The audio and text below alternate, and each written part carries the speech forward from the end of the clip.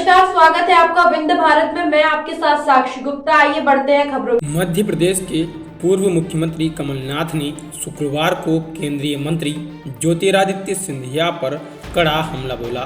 उन्होंने कहा कि हमने सिंधिया की जरूरत नहीं है। अगर वे इतने बड़े तोप थे तो ग्वालियर का महापौर चुनाव क्यों हार गए, मुरैना का महापौर चुनाव क्यों हारे।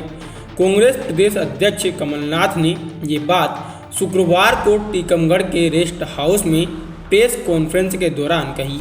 बता दें कि बीते साल हुए निकाय चुनाव में सिंधिया के प्रचार के बावजूद ग्वालियर और मुरैना दोनों जगह भाजपा महापौर चुनाव हार गई थी। पूर्व सीएम कमलनाथ ने यहां एक जनसभा को भी संबोधित किया। वे जैसे ही मंच पर भाषण देने पहुंचे तो सबसे पहले उन्होंने जनसभा में मौजूद लोगों का अभिवादन करते हुए बुंदेलखंडी में कहा, राम राम पहुँचे।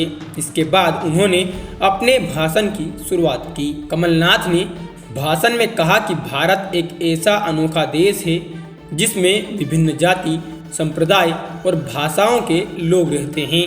आज़ादी के बाद से कांग्रेस ने देश को एकजुट करने का काम किया, लेकिन भाजपा अब देश को वर्ग, संप्रदाय और जातियों के नाम पर बांटने का काम कर रही है। भाषण के दौरान कमलनाथ ने कहा कि भाजपा के लोग मुझसे 15 महीने की सरकार का हिसाब मांगते हैं।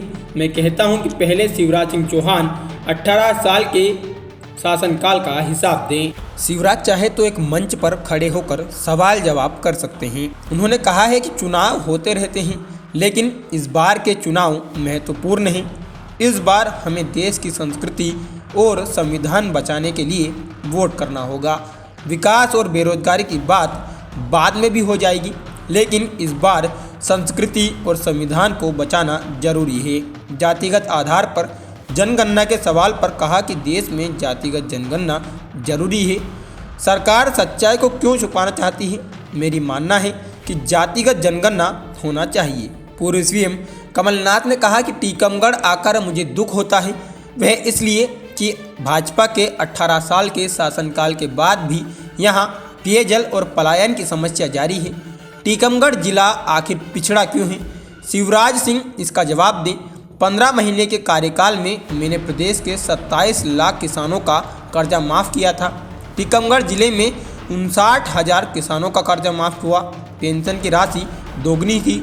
बिजली 100 रुपये से 100 रुपये प्रति यूनिट की थी।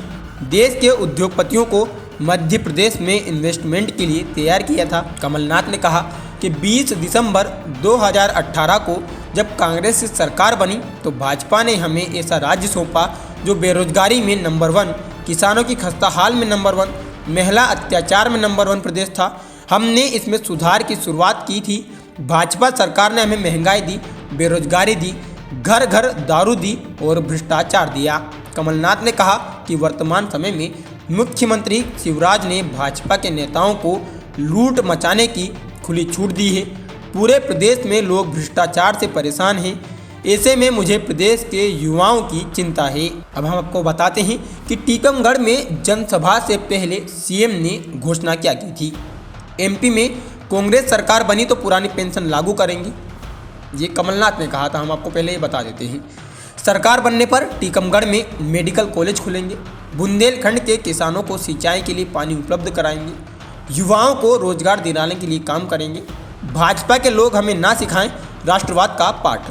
मोदी और शिवराज जिस स्कूल में पढ़े, कांग्रेस ने कराया उसका निर्माण। जनसभा में कमलनाथ ने एक प्रेस कॉन्फ्रेंस को भी संबोधित किया, जिसमें उन्होंने सरकार पर हमला करते हुए कहा, बुंदेलखंड क्षेत्र में आज तक भाजपा की सरकार किसानों को पानी मुहैया नहीं करा सकी है। बेरोजगारी से युवा परेशान हैं। किसानों को बिजली नहीं मिल रही है।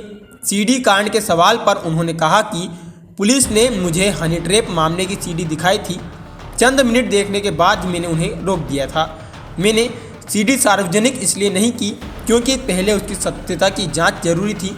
मैं नहीं चाहता था कि जांच किए बिना लोगों की बदनामी हो। गौशाला के सवाल पर पूर्व सीएम ने कहा, भाजपा सरकार जानबूझकर गौशालाओं को ठीक ढंग से नहीं चला पा रही है। आज गायों को 2 रुपये प्रतिदिन के हिसाब से भी भूसा चारे का पैसा नहीं दिया जा रहा है। कमलनाथ ने कहा 4 जनवरी को मुख्यमंत्री शिवराज सिंह चौहान टीकमगढ़ के दौरे पर आए थे।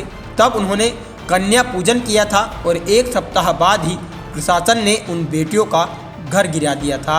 इस सवाल पर कमलनाथ ने कहा, भाजपा सरकार गरीबों के घर गिराने का काम कर रही है। जिस बेटी के मुख्यमंत्री ने पांव पूजे उसका घर गिराने से भाजपा का चेहरा उजागर हुआ। हमें किसी सिंधिया की जरूरत नहीं। अगर सिंधिया थे तो ग्वालियर का महापौर क्यों हारे, मुरैना का महापौर क्यों हारे, इतने बड़े तोप थे, क्यों हारे, ये बताइए मुझे। फिलहाल के लिए इतना ही। खबरों का सिलसिला लगातार जारी है, बने रहिए हमारे साथ। नमस्कार।